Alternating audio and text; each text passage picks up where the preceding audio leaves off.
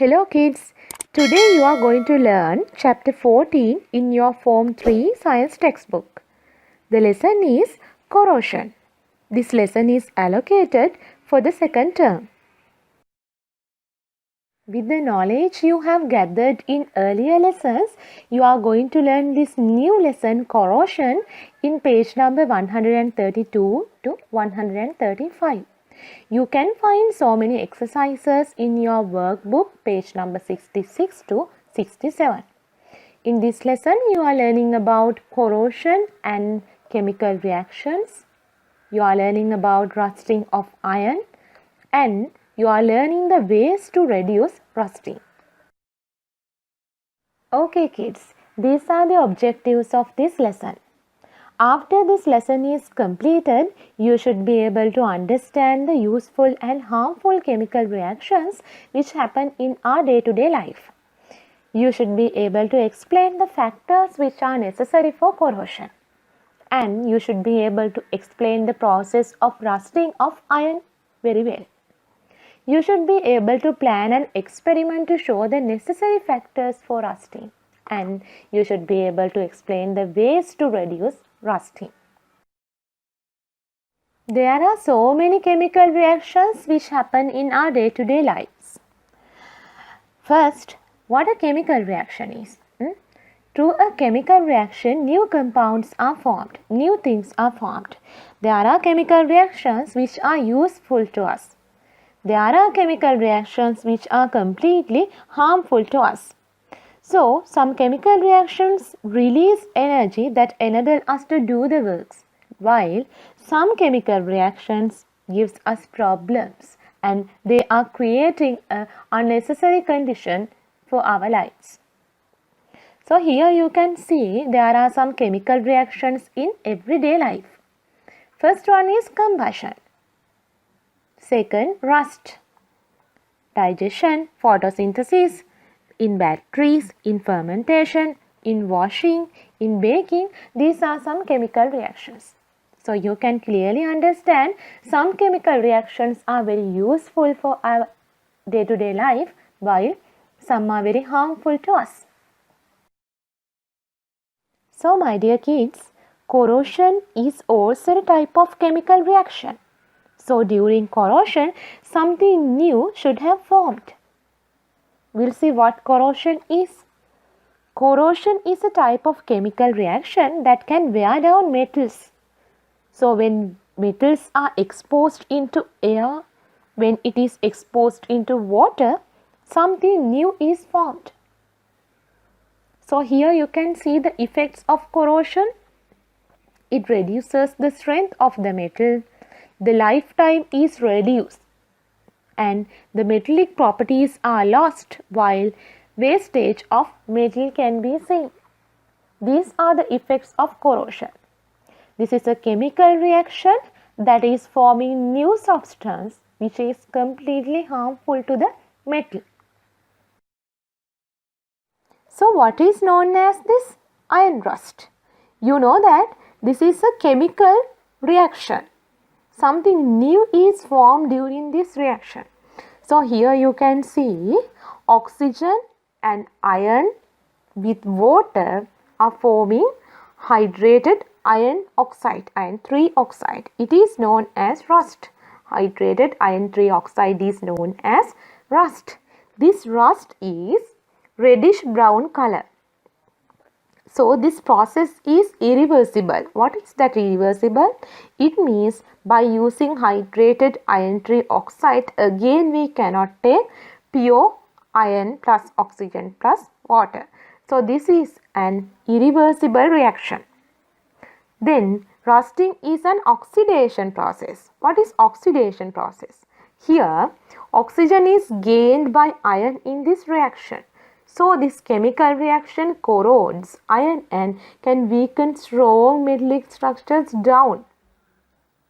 Finally, this process is so dangerous because of this, the metals are losing their exact way. Even train tracks, bridges can be rusted. So what is known as this iron rust? You know that This is a chemical reaction. Something new is formed during this reaction. So here you can see oxygen and iron with water are forming hydrated iron oxide, iron 3 oxide. It is known as rust. Hydrated iron 3 oxide is known as rust. This rust is reddish brown color. So this process is irreversible. What is that irreversible? It means by using hydrated iron 3 oxide, again we cannot take pure iron plus oxygen plus water. So this is an irreversible reaction. Then rusting is an oxidation process. What is oxidation process? Here oxygen is gained by iron in this reaction. So this chemical reaction corrodes iron and can weaken strong metallic structures down. Finally, this process is so dangerous because of this.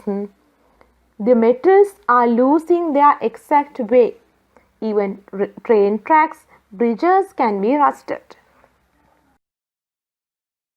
Now we are discussing what are the ways to reduce rusting.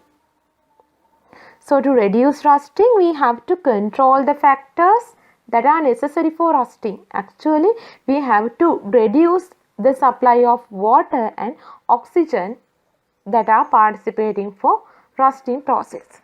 So here I have given you 5 factors. You have to keep away from the water or moisture. Cover the object in oil or paint it. Keep away from oxygen as much as possible.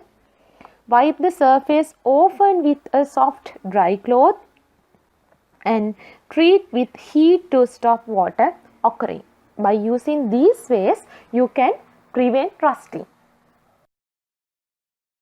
In this slide, you can see a painted bicycle frame. Actually, painting adds a protecting layer over the iron. It reduces the contact between oxygen and water with the iron surface and it is reducing rusting. Rather than that, there are 2 other ways to prevent the iron parts of a bicycle from rusting are given below. The first one you can see, greased bicycle chain. A layer of oil applied on the surface of the iron part on the chain to reduce the contact between water and oxygen with the iron. In that way, the bicycle chain is protected. Next, you can see galvanized part. Galvanizing is the process of applying a protective layer of zinc coating above something.